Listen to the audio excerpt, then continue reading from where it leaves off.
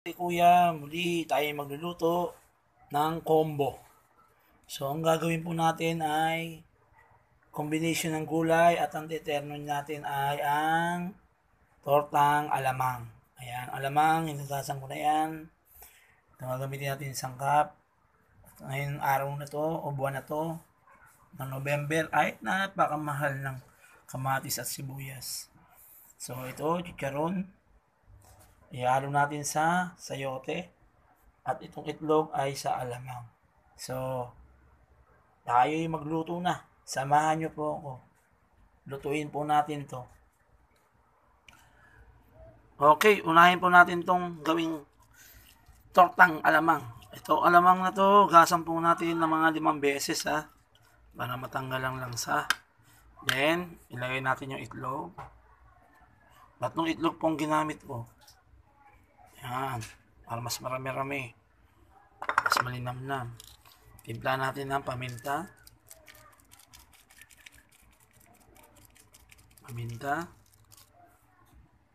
Konting asin lang ilalagay natin. Konting asin. Di bali mataba, wag maalat. At ang magic. Konting magic. Okay. Ito lang, babatiin lang po natin to. Yan. Ganyan lang po.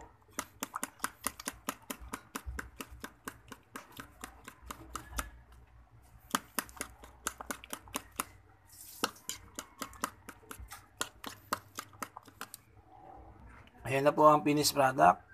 Pwede po tayo maglagay ng konting harina o cornstarch kung gusto nyo.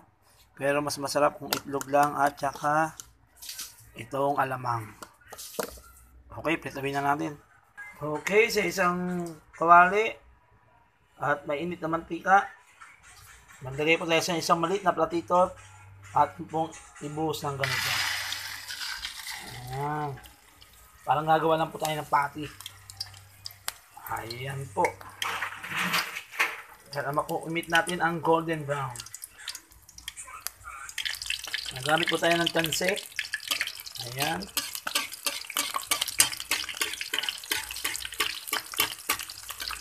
Pwede natin balik na rin. Ayun. Konting brown pa. Pero mas masarap po kung medyo toasted. Toasted brown.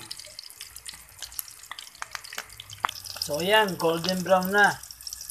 Yung kabila na lang ating hinihintay. At okay na ito.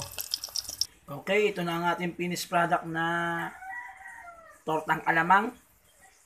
Dahil dito ay makakatipid tayo. At muli ay sundan natin ito ng paggisa ng sayote. Okay, sa kawali, lagay tayo mantika. Okay. Isa tayo ng bawang.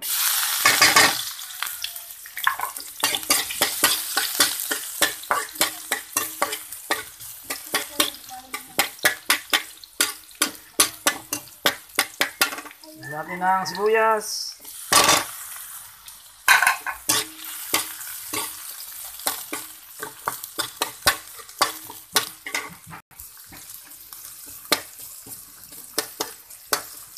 Lagyan natin na lumambot.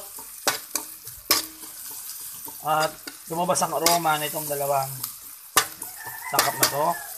At sundan natin ng kamatis. Mahal ang kamatis ngayon. Pati sibuyas dahil tagulan. Yung ginagawa nating lutong gulay ngayon ay makakamura tayo sapagkat gumamit tayo ng murang gulay, which is sayote. Okay, malambot na natin kamatis. Sunod natin ang sayote. Ayan, ang sayote. Nakikipid natin ito pag sayote ang ating gagamitin. Okay, masarap na gulay. Haluin lang natin. At ito ay kusang magtutubig.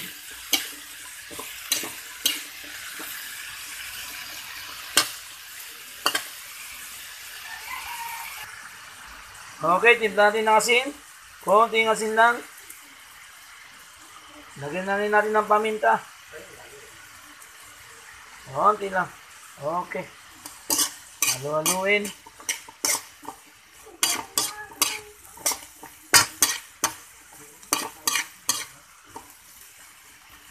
Lagyan natin ng konting pork cubes. Yun yung cubes. Para maglasa talaga siya. Kahit wala siyang original na baboy. Konti na lang. Malapit na maluto. Okay guys, pansinin nyo, nagtubig na siya. Hindi po natin ito nilagay ng tubig. At luto na ang ating kinisang sayote. Kaya ilagay na natin ang binulog na chicharon.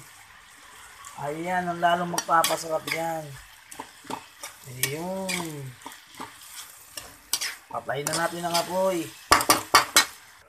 Okay, ito na ang ating finished product. Ang ginisang sayote na may chicharon at tortang alamang. Ito yung mga murang bilihin ngayon sa palengke.